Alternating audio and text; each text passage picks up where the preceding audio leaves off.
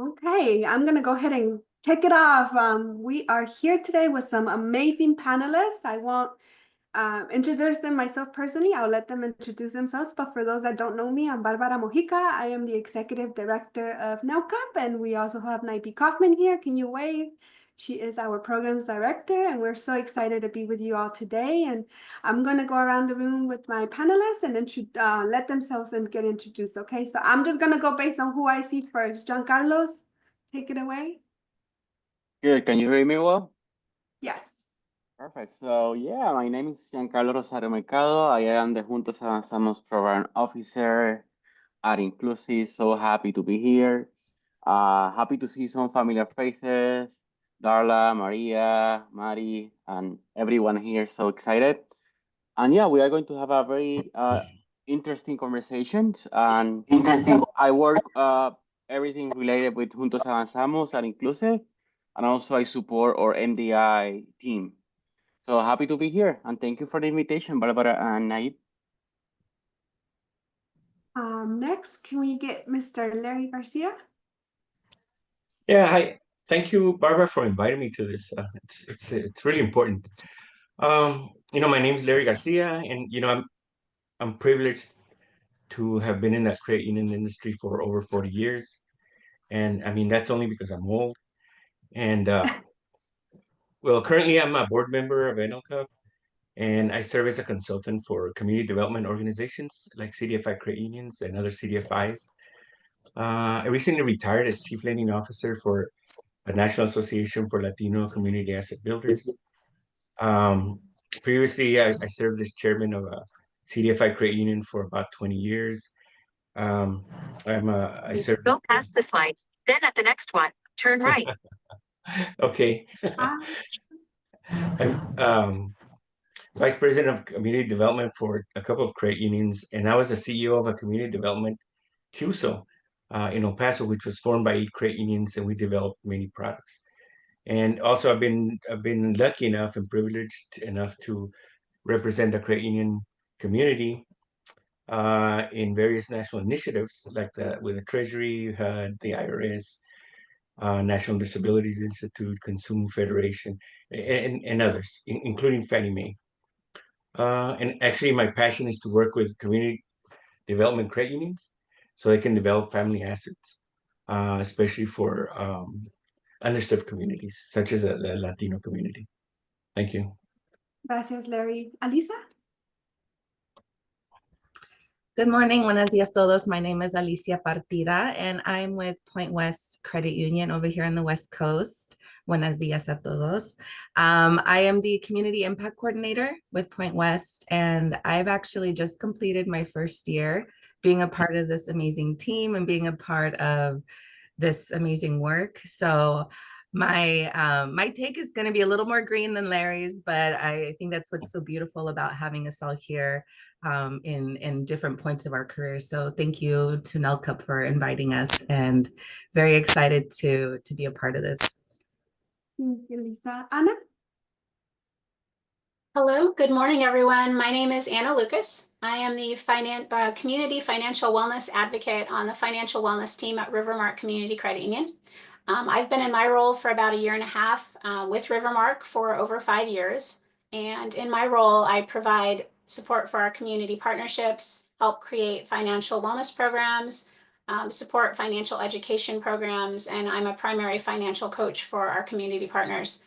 Like Alicia, I'm new to this as well, newer, and this is my first panel, and I'm very excited to be here. Thank you for having me. Thank you, Anna, and thank you so much for joining and, not being intimidated to be here, even though you are greener to the credit union industry. For my audience, if we can just be respectful and keep ourselves muted unless you want to ask a question. If you do want to ask a question, the chat is open. Please make this as interactive as possible. That is truly what we do here at NALCA. We like to have genuine conversations. So even though this is a panel format, we welcome the audience to engage. So I'm going to go ahead and get started with some questions that we've prepared for the panelists. Alisa, I know you say you're green, but I want to ask you this one first. What is your approach to identifying potential community partners that align with your credit union's missions and values? So Point West, we traditionally do support marginalized communities. We were one of the first credit unions to support I-10 individuals with lending and accounts. And so that has always been a focus, and that's been part of our mission from the start. And with that, it's allowed us to tap into different types of organizations. But I think that more so right now, I feel that our focus is kind of more on our youth because they are our future. So how do we connect with those other organizations? How do we support them in understanding finances? How do we support them in having the knowledge to go forward in their educational career and then in their professional careers, knowing that they have a strong base, and also taking this information back to their families. I know that a lot of times finances is kind of a hard topic to have, to talk with.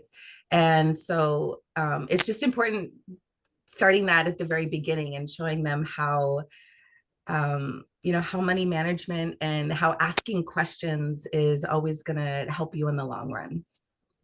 Mhm, mhm. I think it's especially true for Latino communities.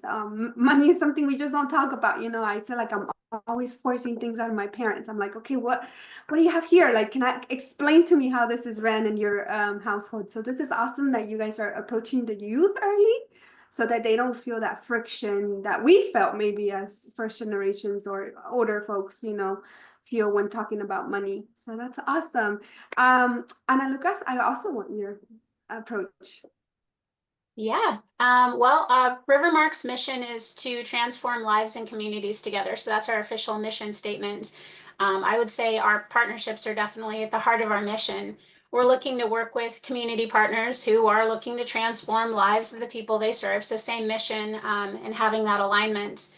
We're also looking for community organizations working with communities that are both unserved or underserved by financial institutions, realizing the importance of that in our credit union work. So generally, we like to meet and facilitate that discussion, just talk very openly and honestly about who we are, discussing goals, hopes, dreams for the future of our work for both organizations. I think that open conversation just kind of allows everyone to share their passions, their projects, their vision for the future. And then during those discussions, it's really when it becomes apparent where our values are and our goals for the future and whether or not they align. If we can see that we can contribute in a meaningful way to support the organization, that's kind of where we're like, okay, this is where we need to be. I love that. Giancarlos?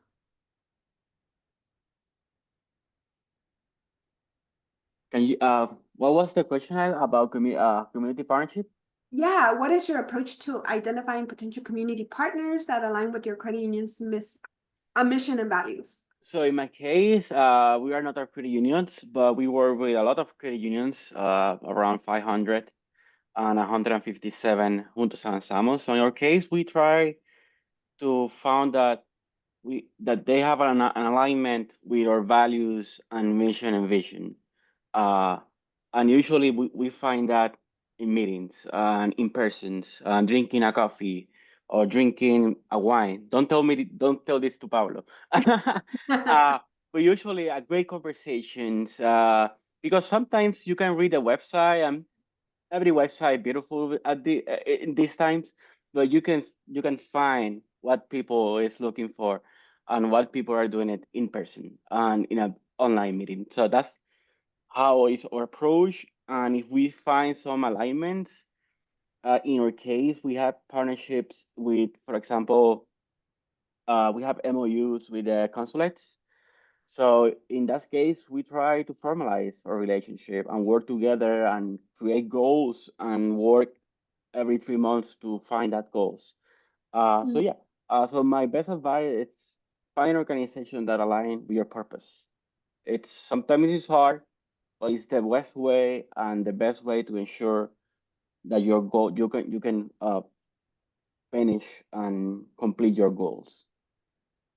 I love that. It makes me think of NALCA on its own as well. How many sometimes I get approached on LinkedIn to like, hey, we want to become your partner, but that company, doesn't even align with anything relatively close to what NALCAP is doing, and I have to say no, and so sometimes those are hard because sometimes they offer, XYZ, but you're just like, I have to remain true to the mission and values that we have as an organization. So Yeah. If I that's can say one last thing, it's better to have just 2 partnership, very good partnership, than have 10 partnership and doesn't have any like substance. nothing from them. Yeah. Mhm. So it's better quality than quantity. Yes. Larry? So I think the first thing you need to do is you need to make sure that your credit union has well-defined mission and values. Sometimes, they're lacking, or sometimes they need to be updated.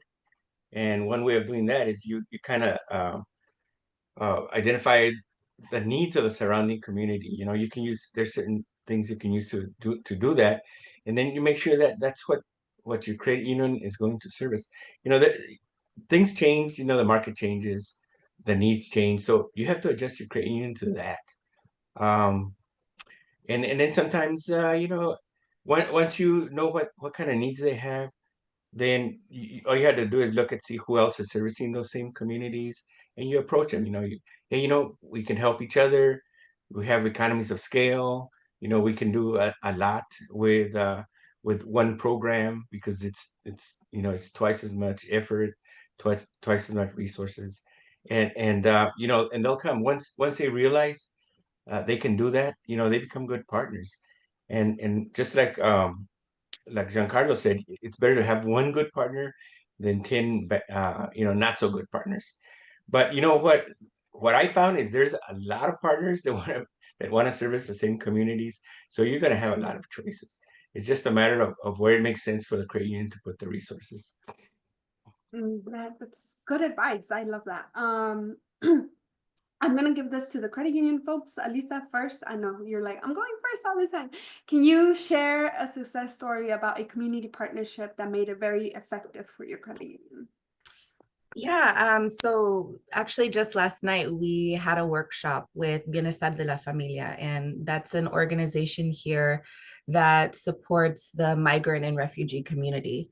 And they provide everyday resources from like a food pantry to health clinics, rental assistance programs, things like that. So things that are very, again, like focused and aligned with our mission of being a credit union, supporting those marginalized communities. And we've been doing workshops and partnerships and classes with them for a few years now, and there was so much success with that, and they had a lot of really good stories come out of it. A lot of people were really engaged and wanted more. They're like, how can we continue to build and grow on this? And so we were approached to start a like a 3-part series for 2025. And so the hope is that we'll have like an intro to the banking basics, and then leading all the way up into like home ownership and investments, and having these conversations, and they are in English and Spanish, so also providing to the community exactly what they're needing. These workshops are a little long, because they're in English and Spanish, but the turnout is amazing. I want to say there was like probably 70 people there in person last night, and everyone was really engaged. People were, raising their hands, sharing out personal stories. And I think that that's one of the best ways that as a community we can learn together. It's just having these open discussions, just being honest with each other and wanting to share, like, this is what happened to me. And, if you can, try to avoid this kind of situation, and, talk to people before you jump into something that you're just not quite sure of. A lot of times, like, well, we know like scams and fraud and all those things like that. If one thing, like we always say, is if it sounds too good to be true, it probably is. So, just having that confidence in yourself to connect with somebody, like I said, before you just kind of get in too deep. But I'm really excited for this partnership, to see where it goes and to see how we can continue to support this community and these individuals, because they are They're brilliant. They are so amazing. And I'm excited to see what they are going to do for themselves in the future. Oh, that. Anna?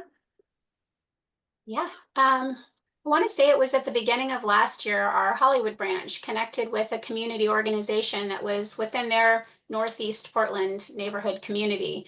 And just, yeah, I cannot say enough good things about our Hollywood branch, but they established this partnership and began working with them on financial literacy and financial coaching.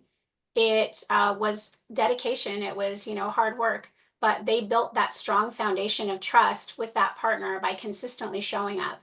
And then when my team was connected with the partnership to continue to grow that connection, it had basically kind of outgrown what their capacity was, and they passed it on to us.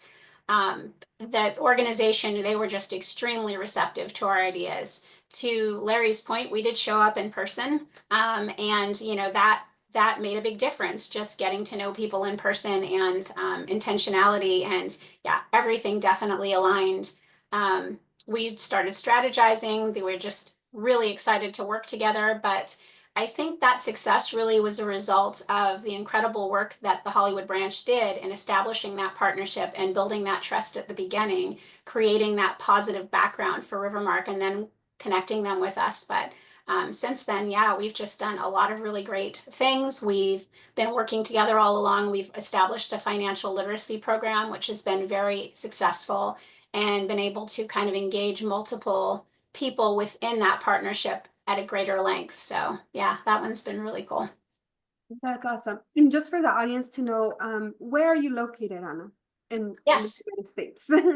Yeah, we're all over the Portland metro area, and we also have a location in Washington. And yeah.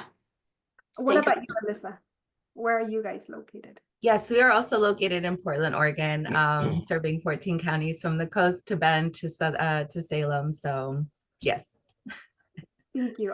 The audience just I know where you guys are located, and then I forget that everybody else in the call does not know where you're located. Larry, if you don't mind just sharing your location really quickly, and then we'll pass it on to Giancarlos. Yeah, I'm in San Antonio right now, but most of the work that I did with the credit unions direct work was in El Paso, Texas. Thank you. Giancarlos?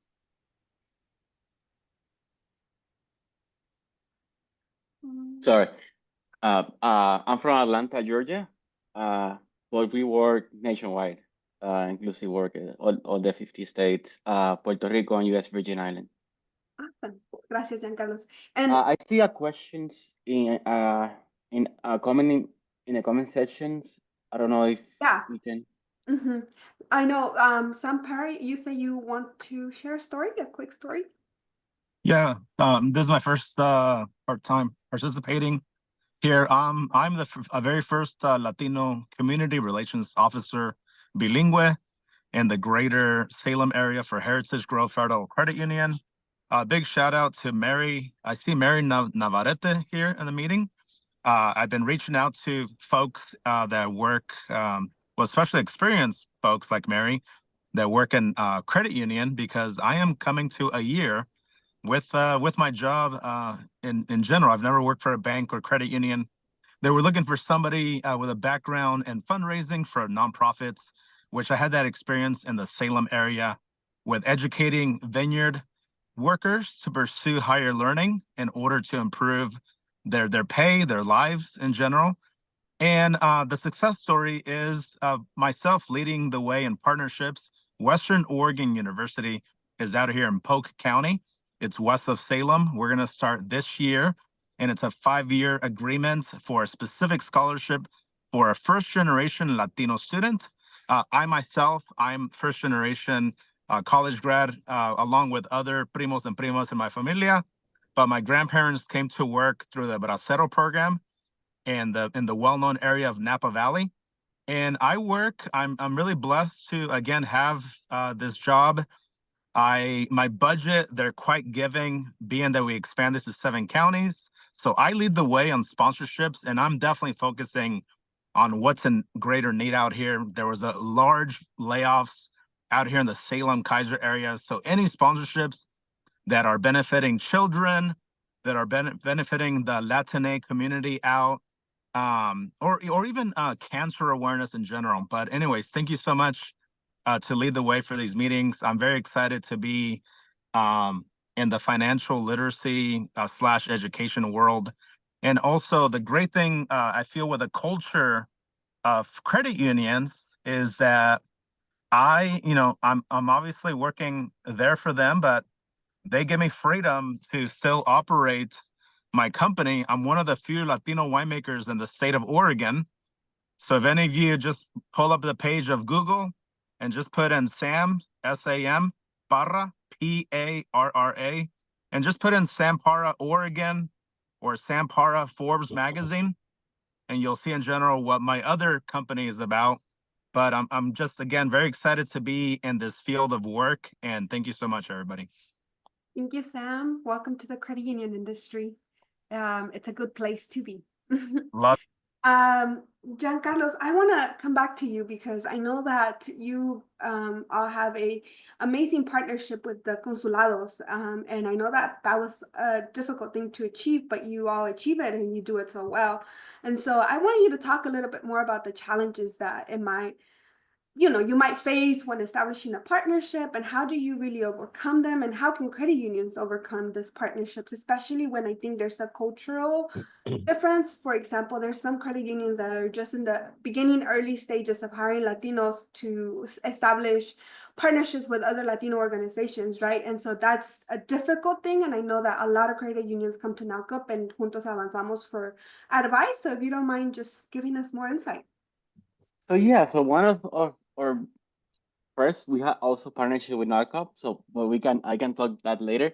But one of our best example about partnership in our case is with the Mexican consulate. We have actually two signed partnership with the Mexican consulate in Los Angeles and the Mexican consulate in Oxnard.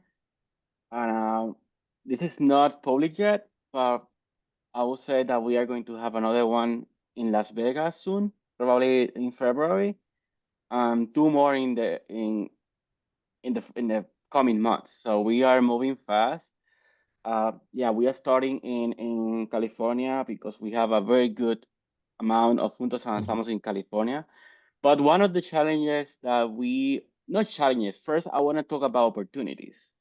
One of the opportunities that we saw is the needs of the community. So, or Juntos Avanzamos, they start this partnership. Like they told us, we see this need in the community, what we can do, because we need to work together. And as an inclusive, we saw the opportunity and bring all the people of these Juntos Avanzamos, in this case, our three Juntos Avanzamos, in one table with the Mexican consulate.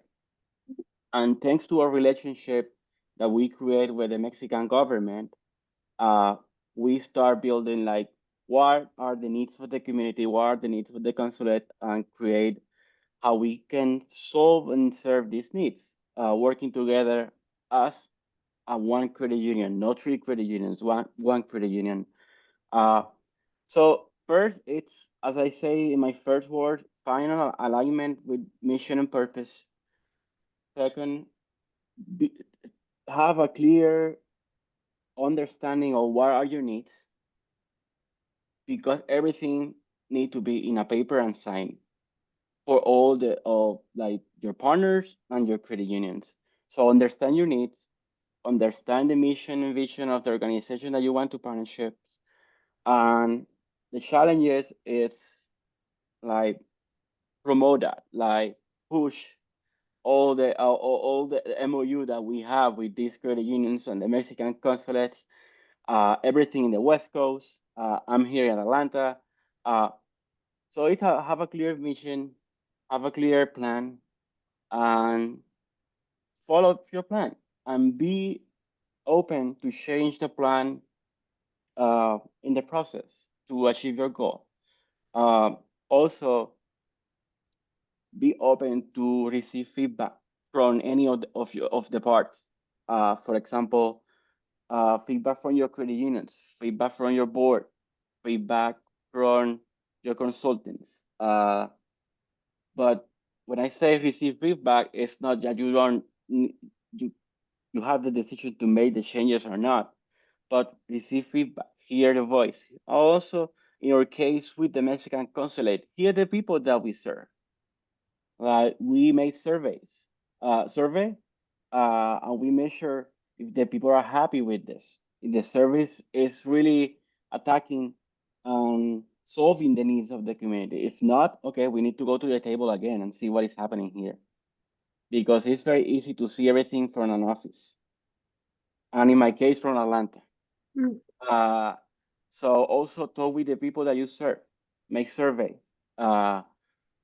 Is this, for example, de ventanilla de asesora financiera, every webinar, every workshop, every document that we bring you, every video, every email, every text message, it's relevant to you. All the IT, in our case, the IT service is relevant. So it's hard.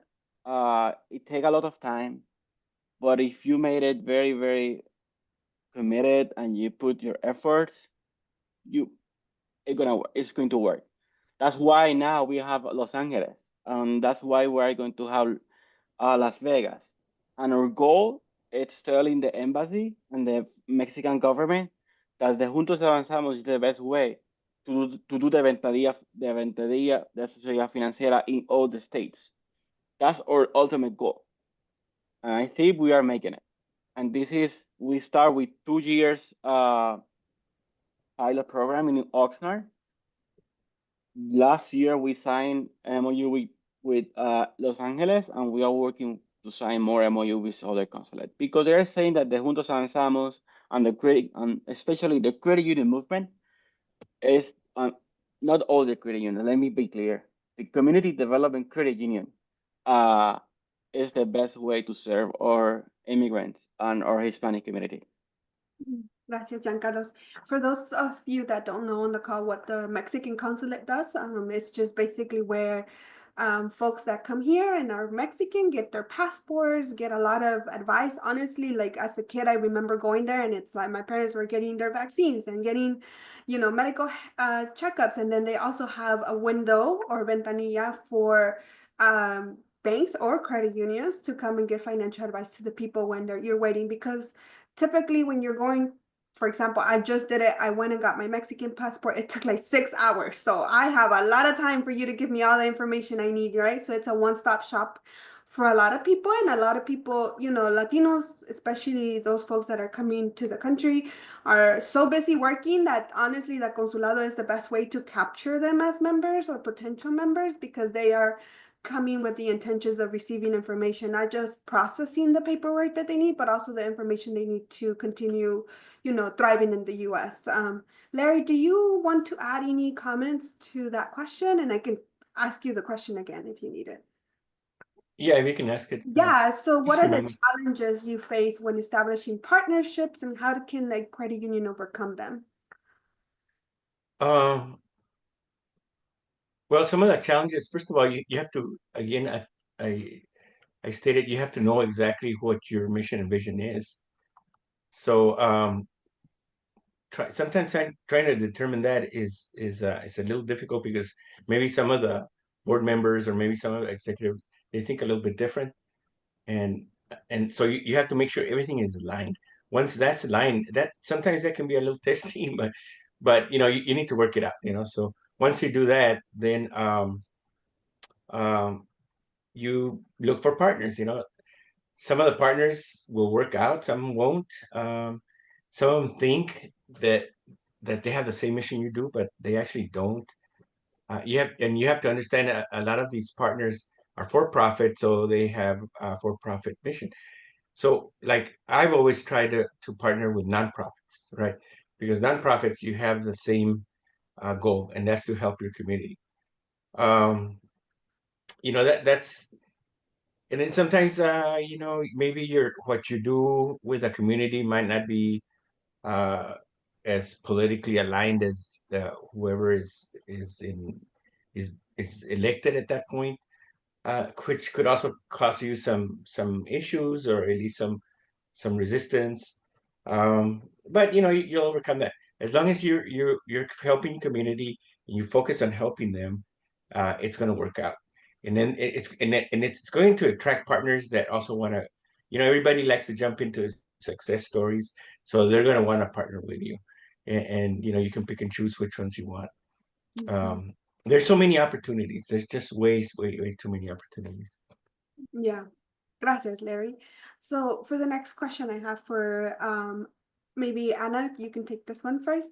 Have you worked with non-traditional partners such as tech companies, schools, healthcare providers, etc.? And how did these collaborations differ from your typical, go-to partners? We have had some requests from schools, a college, a retirement community before. These were a little bit different than most of our partnerships. I would want to say the ask was probably similar to like a financial beginnings class, which for anyone that doesn't know, Financial Beginnings, they're a nonprofit organization that offers financial literacy curriculum and classes for free. But it was basically presenting a session of information for attendees. And the organization usually facilitated like the promotion and the signups. What we found was that the attendance was kind of lower. In each of these instances, the community wasn't really familiar with Rivermark. Sometimes they weren't even familiar with the credit union, so they weren't really sure why the information was valuable, I think. I do know, as a parent and former college student at one point, colleges, schools, there's so much information that's out there that I think it can be, if you're getting another flyer, maybe it's easy to kind of overlook that information because it's difficult to really convey the benefits on the flyer. But yeah, ultimately it was just different, that ask of just, can you show up and do a class? That's something we can do, but that's generally not how our partnerships look. So it was a little bit different. I love that. The hospital thing makes me think of when I did community engagement for a credit union here in North Carolina and how different my classes would look based on the audience, so the more senior people in the healthcare system wanted to know about retirement and IRA investments, and then the people coming into employment or new to nursing, etc., wanted to know, well, what do I do with this money, or how do I open a bank account, etc. So I think also having broad perspectives and like catering different sessions for different people really does help strengthening that partnership, especially with those partners that you don't really think of often of times with credit unions. Lisa, do you want to add anything? Yeah, so as Mary had added in the chat, so she's our director of community impact and she's been with Point West for 18 years. But we have partnered with the Consulado de Mexico here in Portland since the Ventanilla opened in 2018. And there are different weeks that we come in and we provide financial education for the individuals that are there. Like you were saying, Barbara, for those 6 hours that they're there, for their services, and we're just there to answer questions and present materials and just kind of give them like a session on what to expect on how the systems work, how the programs work here in Los Estados Unidos. And we've also been working with PCC, that's Portland Community College here, and their camp program. So the camp program is federally funded to support students of migrant and seasonal farm workers. And this grant is just for them. And what's so great about it is that they have the opportunity to bring in professionals, to bring in the people that know how to kind of break down these programs and systems and share this with the students so that they're not only getting the information while they're in the school setting, but they're also able to take this back home and share this with their families and, have these conversations about, how they can start savings, how they can start investing themselves in their future. And one of my favorite topics that the professor was sharing was like, how can we help students go through their financial career without getting in debt? And I was like, this is something you're teaching. This is amazing. Like, why isn't everybody teaching this kind of curriculum, this kind of program? And I think that at the end of the day, even though it's very different what you do at the consulado, at a hospital, or with students, the message is the same. We're here to share the breakdown of these systems, of how these programs work, of the processes. But more importantly, at the end of the day, we're here to listen. We're here to be there for them. And we're here to, just be a consejo, be open to anything that they have or need. I love that. I love that. Could I add something to that, Go Barbara? ahead. You know, you don't have to partner with people that are just traditionally you think about. You know, we had partnerships with, aside from the consulates, we had very successful partnerships with the IRS, with the U.S. Treasury, with HUD. We have a successful program with high schools. It's been going on for, it's going to 15 more years, with the community colleges, with the credit union leagues, nonprofit service organizations, trade nonprofits, business schools. I mean, you can partner with anybody that it makes sense, right? And the ones with the IRS and Treasury and Fannie Mae, they were actually pretty lucrative for the community. So I mean, it's up to your imagination and how much you're willing to you know to spend resources doing that. But it's going to come back to you. You're going to increase in membership. You're going to increase in good loans, right? Because there's smarter borrowers, things like that.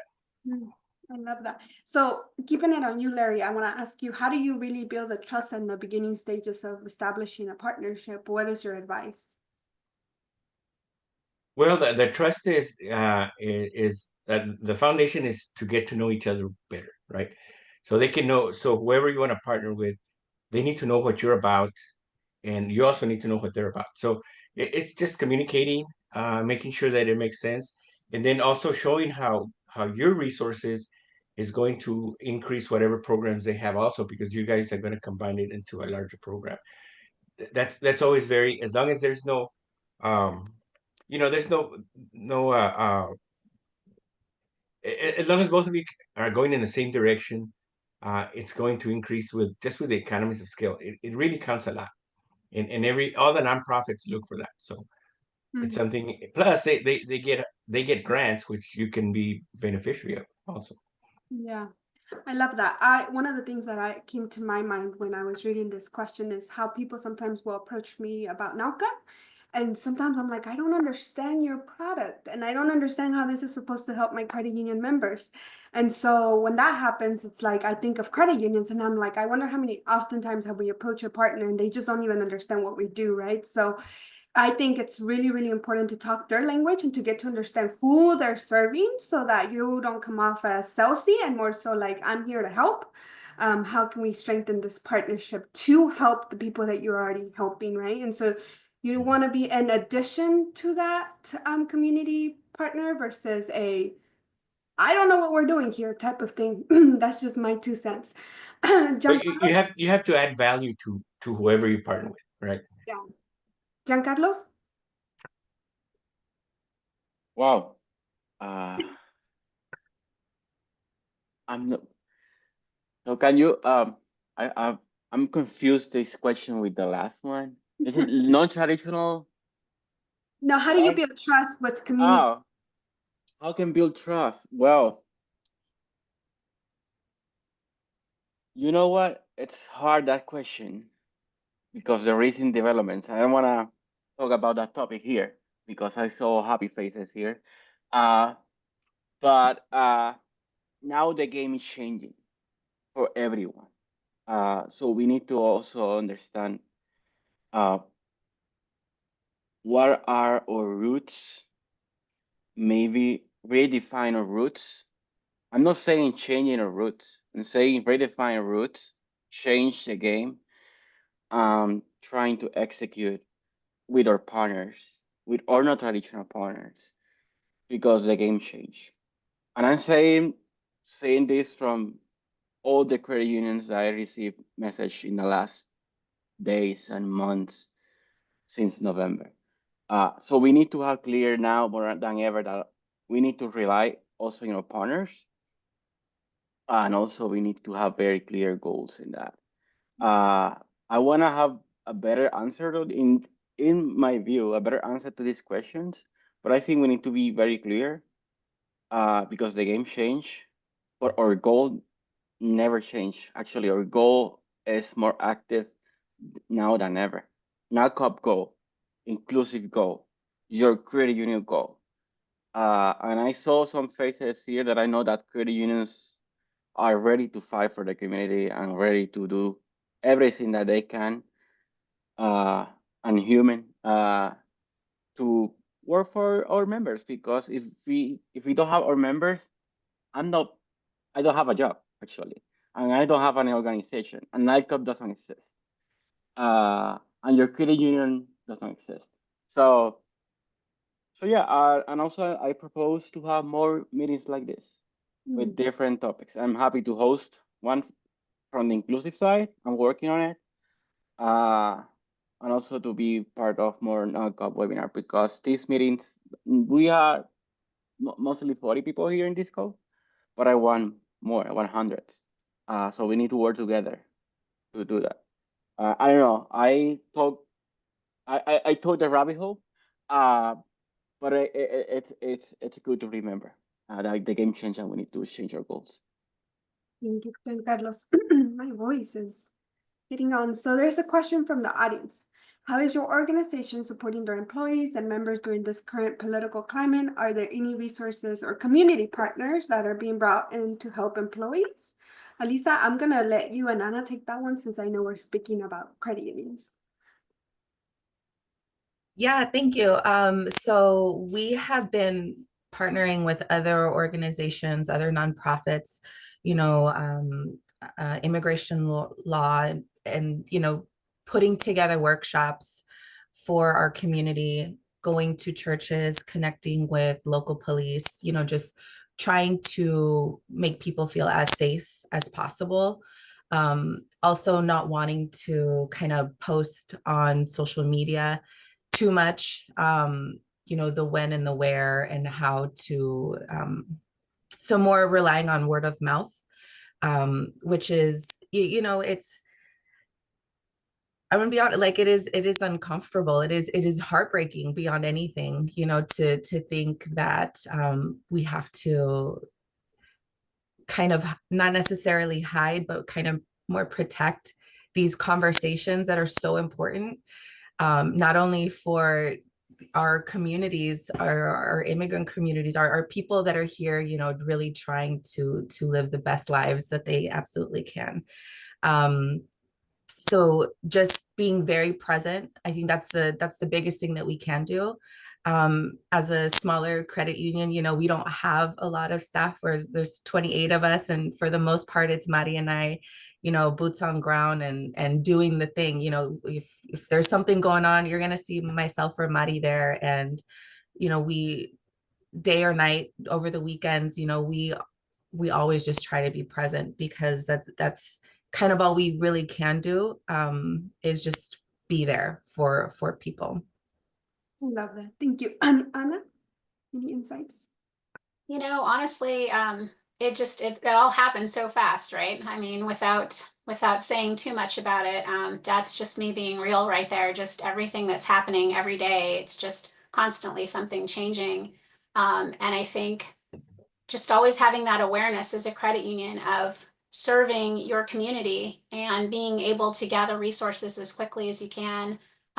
We are still going through a merger, over here on this side of things with Rivermark, with our Advantis merger, which is complete, but we're still working through that. So, but what I found is amazing is there's so many employees that have resources, people that have gathered things. So just everyone communicating within our organization for the resources that people have already gathered, as well as some of our community partnerships.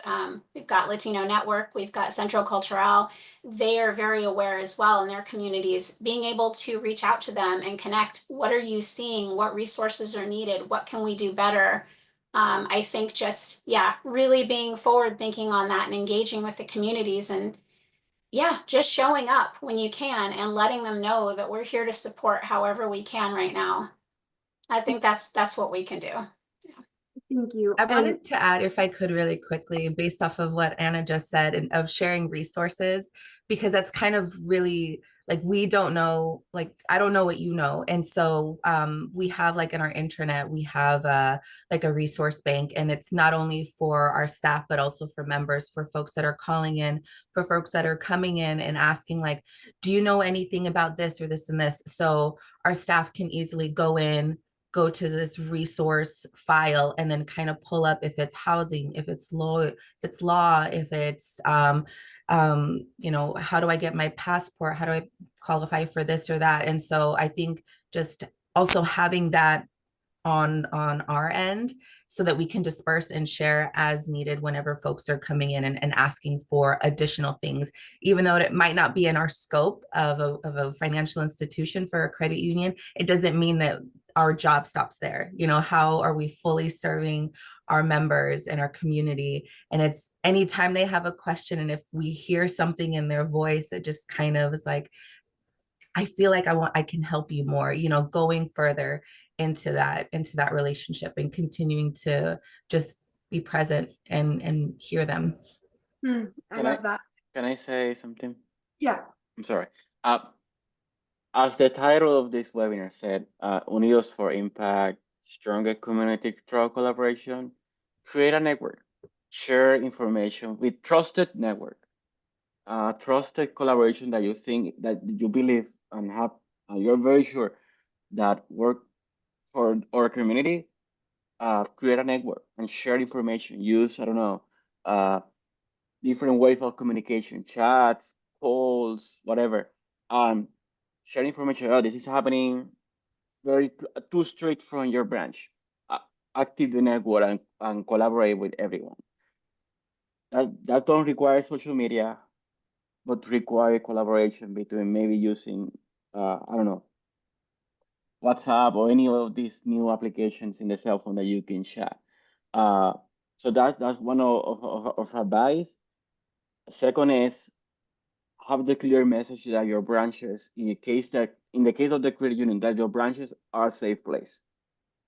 This is a safe place, and you have the right to create a safe place for your employees and for your members and for people that are visiting your branches, regarding where they came from. That's another advice. And the third one is, I don't know how many Juntos Avanzamos we have in Disco, but I'm building a toolkit with national resource, because doing it locally will be very hard for me, but national resource with information about what you can share with your members about, for example, create a plan, know your rights. You have a right, no matter what, you have rights. So also, what information do I need to have every time with me? And create your own information. Don't use social media for that, but use in person and mouth to mouth. That's our best advice about how we can support our members, and also for employees. Create meetings. Just checking meetings. This is a checking meetings, and we want to let you know that your job is safe. We understand that the moment is very hard for everyone, but we are aware of that, and this is our next steps to be sure that you feel safe. And if you need time or if you need to talk, we are here to talk with you and helping you throughout this process. For example, that's why I receive at Inclusive. And we are in the process to understand what is happening in all the programs that we have. In my case, but I receive communication that give me a little bit of calm in moments like this.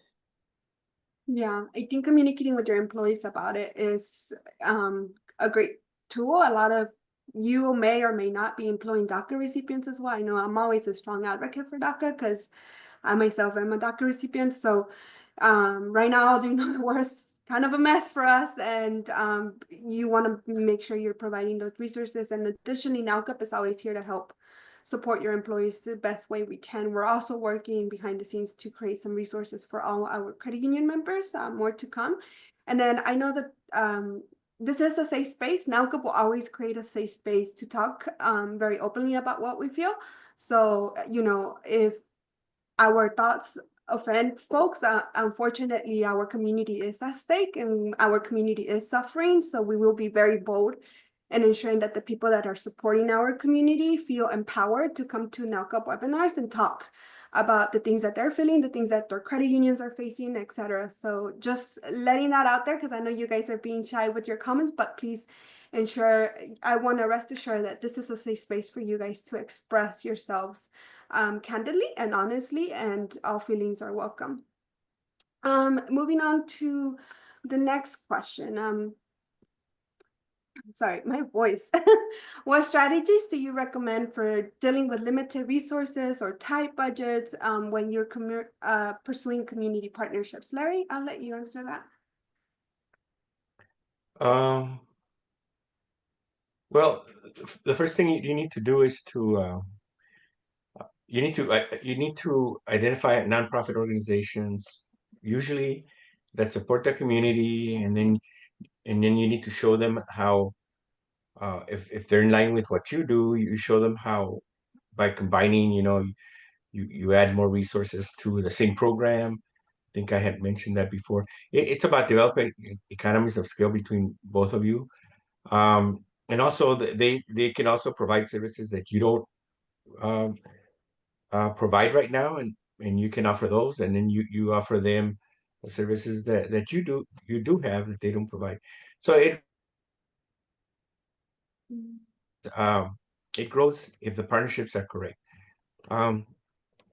So and if they can complement each other's services, that's even better. There's ways of doing that, of implementing those. You can use a QSO model has been very, very effective in doing these type of partnerships. And you can actually do a lot more through the QSO than you can on your own as a credit union. And you can take in more partners that can share even more resources. So that's something that you might want to look at. You can also form your own nonprofit, right? And then you govern the nonprofit to work in conjunction with your credit union, and that can attract more services. It can attract more funding.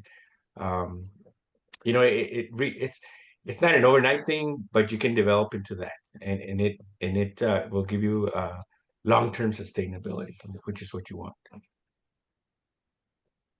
Thank you. Alisa?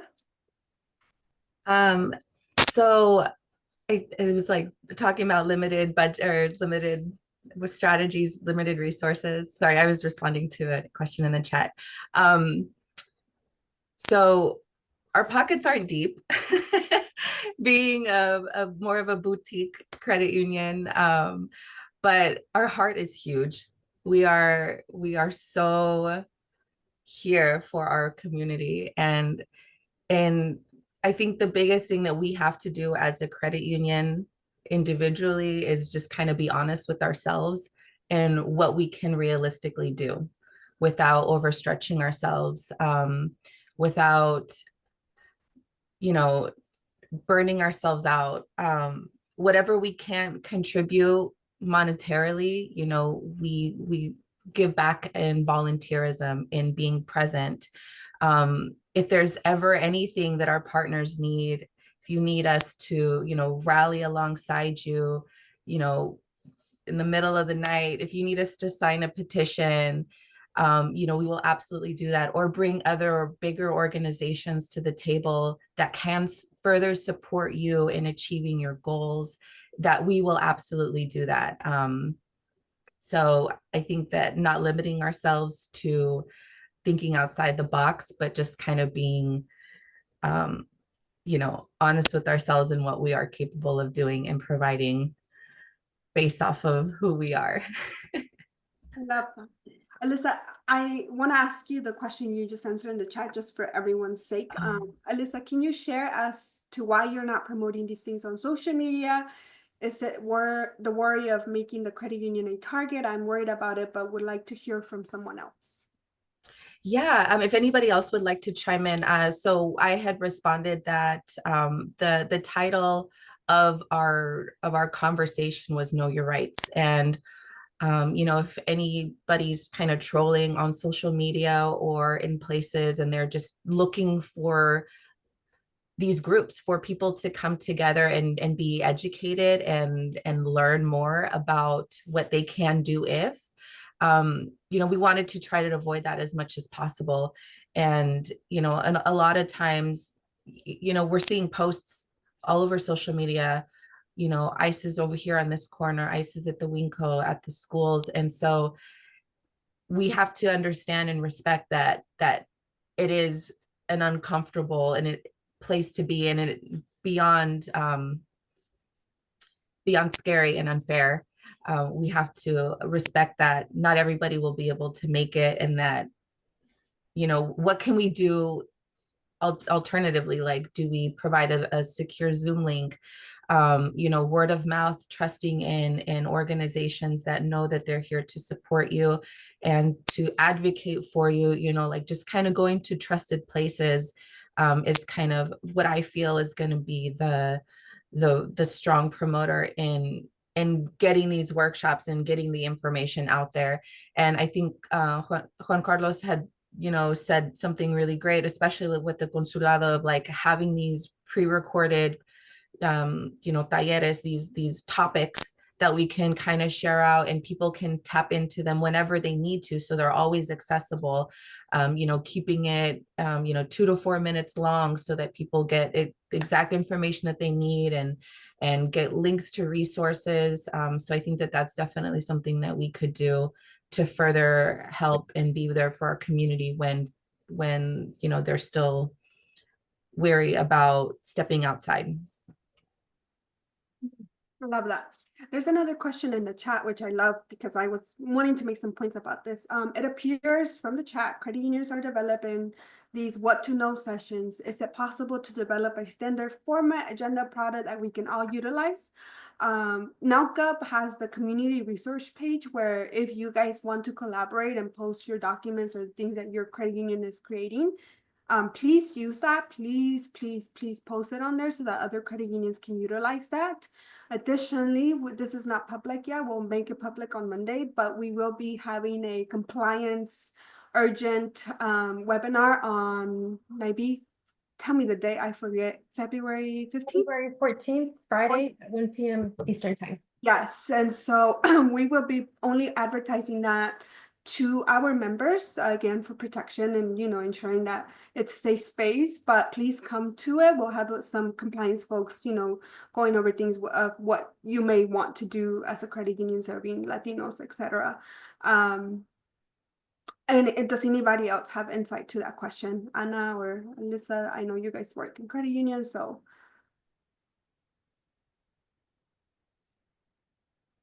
No question.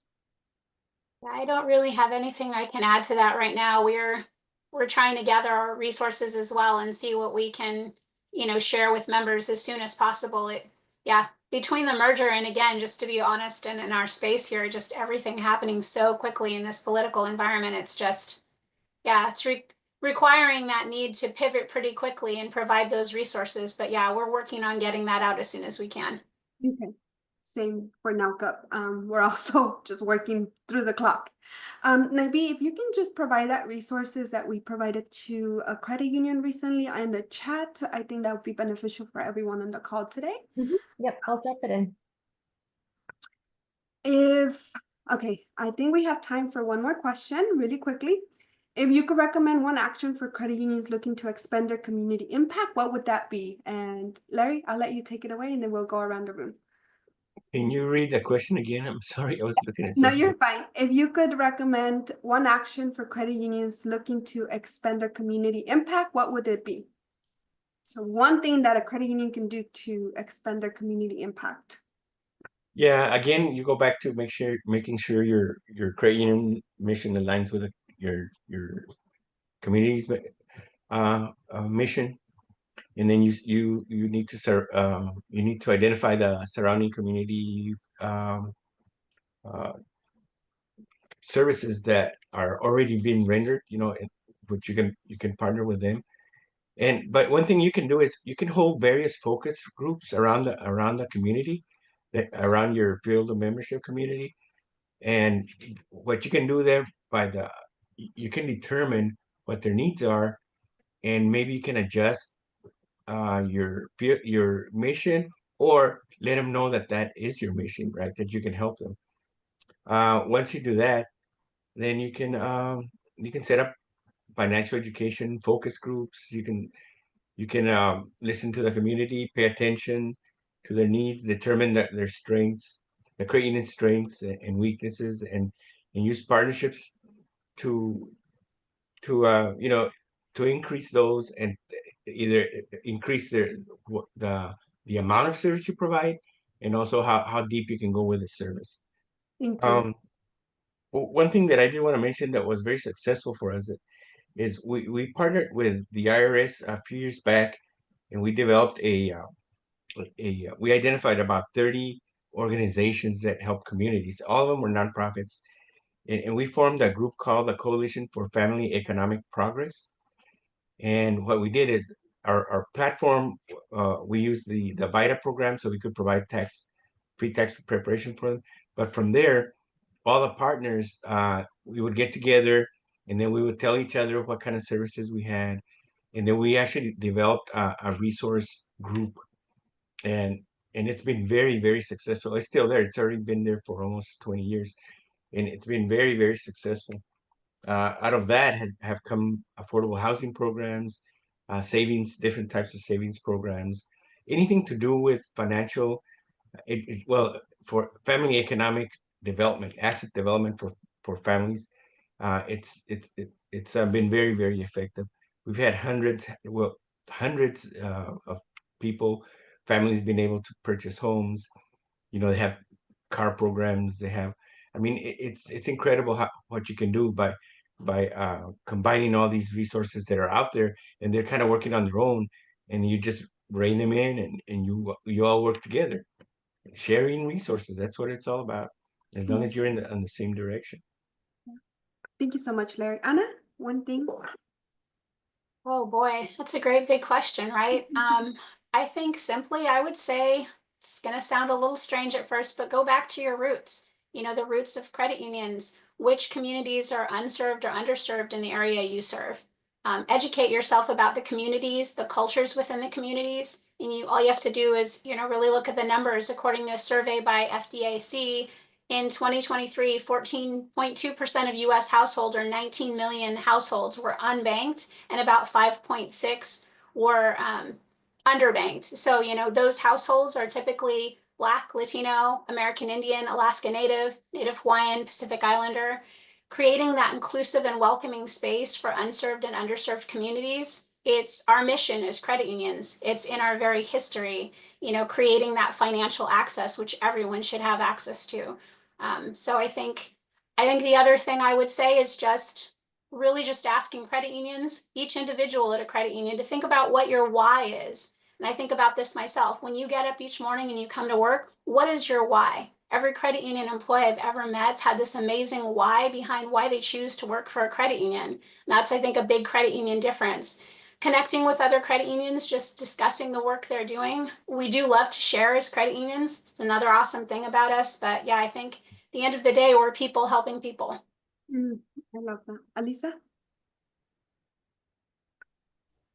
So we actually just did our first community partner survey, and we had incredible feedback.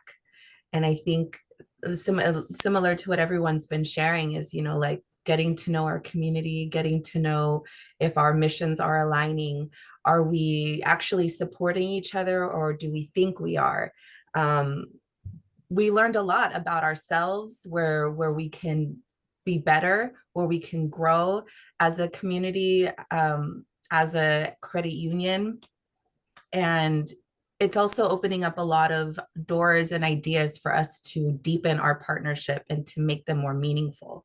And so that's something that I would recommend. If you're really interested in seeing, are these partnerships really working? Are you both serving each other? Is it, are your missions still aligned? Because as we said before, sometimes they may change. Sometimes they may, the focus may be in a different place during a certain climate or certain periods of our growth. So just getting to know if the work you're doing is really reflecting back to the community would be something that I'd be interested in doing. I love that. Giancarlos? In your case, we are developing, as Alisa said, we want to measure. So we are developing our first Juntos Avanzamos impact report. So we want to measure how is the impact of our programs in every credit union. So that's and with data, we want to use it to strengthen the program and find the strength, but also the weakness, and how we can help our credit unions to improve that weakness using our data. For example, we have 157 at this moment, and we are looking to have more. Probably I have 13 in the pipeline for the next 8 months for new Juntos. So we are developing that. And I also encourage you to do surveys, not just survey to measure, but also create some data points about your partnership and see if the partnership is working for you, and also if working for the community, and find a strength using data. And you have different ways to collect that data. Thank you, Giancarlos. Well, thank you so much to the panelists on this call. It was an amazing start to NALGAPS 2025. We will have monthly webinars on the last Friday of every month, so keep an eye out. And then we have additional ones between months that we feel, we need more information spread.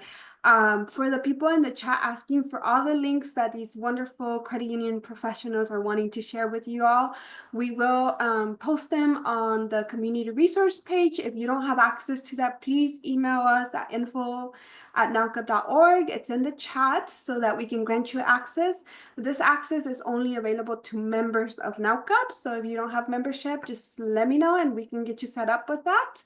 Again, thank you so much to all the panelists. Thank you to the audience for your engagement. We cannot do this without you guys.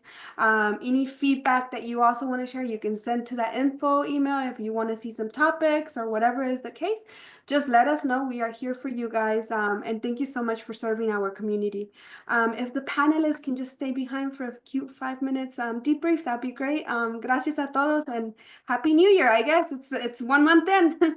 Bye-bye. Gracias todos.